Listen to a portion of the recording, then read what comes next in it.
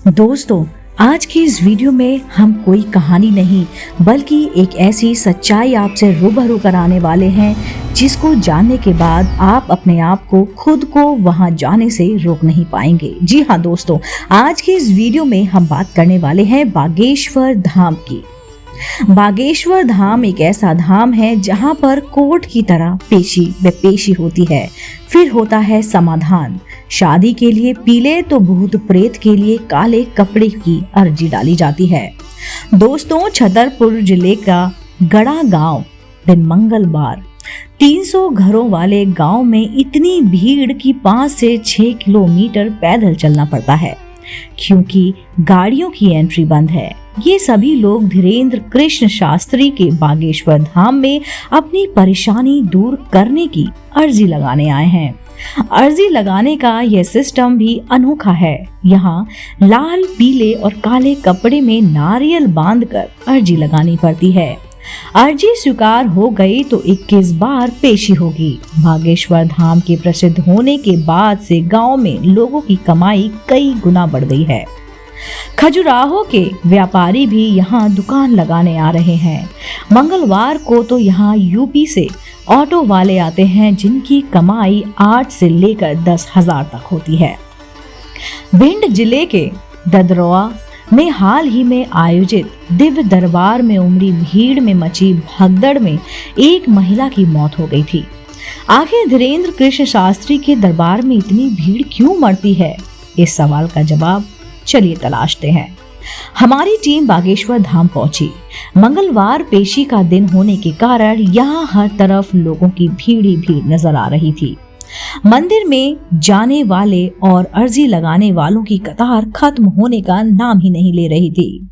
भीड़ में शामिल हैदराबाद की युवती संगीता देर रात 2 बजे लाइन में लगी, तब जाकर मंदिर में दर्शन हो पाए, लेकिन बागेश्वर धाम सरकार से मुलाकात नहीं हो पाई। चलिए जानते हैं कैसे अर्जी लगती है, अर्जी क्या होती है पेशी।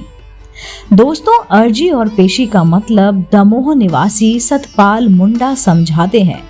मेरी 9वीं पेशी हो चुकी है। सन्यासी बाबा की कृपा से मेरी अर्जी लगी। यहाँ पहले फोन करना पड़ता है, इसके बाद नाम का टोकन डालता है, फिर एक छोटी बच्ची से टोकन निकलवाया जाता है। नाम निकलने पर फोन पर सूचित कर दिया जाता है। इसके बाद दिव्य दरबार में धीरेन्द्र शास्त्री से मिलने का मौका मिलता है। मैं मन की बात जानकर एक पर्चा बनाते हैं। इस पर्चे में समस्या का समाधान लिखते हैं। इस पर्चे के साथ लगातार 21 पेशी पर बागेश्वर धाम में मत्था टेकने आना पड़ता है। मंगलवार या फिर शनिवार में से कोई एक दिन तय होता है। इस पर्ची वाले को हर पेशी पर धीरेन्द्र शास्त्री से मिलने का मौका मिलता है। हालांकि उन्होंने पेशी बताने से मना कर दिया। बोले ये बताने वाली बात नहीं है, गुरुजी ने मना कर रखा है। आपको 21 मंगलवार या फिर शनिवार को यहाँ पर पेशी लगाने आना होता है। यहाँ पर ललितपुर से सौरभ सोनी मिले। बोले 1.5 साल पहले जून में मैं दिव्य दरबार लगा था, वहीं पर मेरी अर्जी स्वीकार हुई थी। उससे पहले मैं 7 बार बागेश्वर धाम में अर्जी लगाने आ चुका था। मेरे मन में जो भी सवाल थे, समस्या थी, उन सभी को गुरुजी ने पर्चे पर लिख दिया था। लगातार 21 मंगलवार पेशी पर आना था। अब तक 19 पेशी हो चुकी है। हर पेशी में बागेश्वर सरकार धीरेन्द्र कृष्ण शास्त्री अपने हाथों से पेशी की तारीख अंकित करते हैं। अब बात करते हैं श्रद्धा से हो रही कमाई की। दोस्तों, घर के बाहर प्रसाद और फूल मालाएं बेचकर लोग दिन भर में 1200 से लेकर 1500 रुपए रोज कमा रहे हैं। यहाँ दुकानों का किराया भी 3000 से लेकर 1,25,000 रुपए प्रति माह हो चुका है। गांव के हर परिवार को घर बैठे रोजगार मिल गया है। आलम यह है कि कमाई के मामले में 21 किलोमीटर दूर विश्व प्रसिद्ध खजुराहो की चमक बागेश्वर धाम के आगे फीकी नजर आ रही है। यहाँ लोग अपने खपरेल के घरों को तोड़कर पक्का बनवाने में जुट गए हैं। 1 मंजिला घर है तो उसे 2 मंजिला बनवा रहे हैं, जिससे ऊपर के कमरे होटल के तौर पर किराए पर दे सके। गांव में बस और ट्रेन के टिकट उपलब्ध कराने ट्रैवल की दुकानें भी खुल चुकी हैं। लोग खेती छोड़कर जमीनें किराए पर देने लगे हैं। छतरपुर जिले का डेस्टिनेशन पॉइंट बन गया है। जी हाँ दोस्तों, धीरेन्द्र शास्त्री की प्रसिद्धि के चलते 3000 की आबादी वाला गड़ा गांव छतरपुर जिले का सबसे बड़ा डेस्टिनेशन पॉइंट बन चुका है।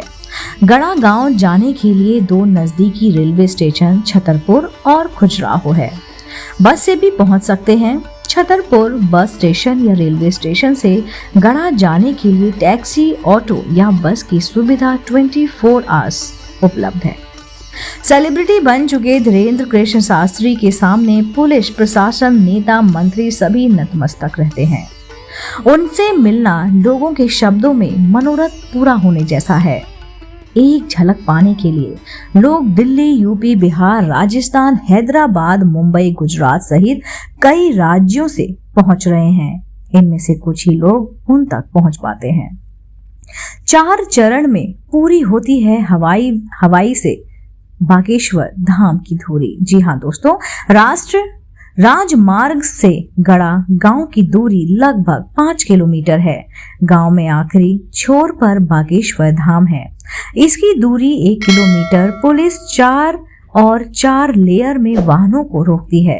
हाईवे पर बड़े वाहनों को 3 किलोमीटर आगे बढ़ने पर निजी वाहनों जैसे कि कार हो गया आदि को वहां पर रोक लेती है। 1.5 किलोमीटर आगे बढ़ने पर ऑटो और रिक्शा को रोक दिया जाता है। इससे 500 मीटर आगे बाइक वालों को रोक दिया जाता है। आगे का 1 किलोमीटर का सफर पैदल तय करना पड़ता है। बागेश्वर धाम भगवान शंकर के नाम से प्रसिद्ध है। यहाँ 300 साल पुराना शिव मंदिर भी है।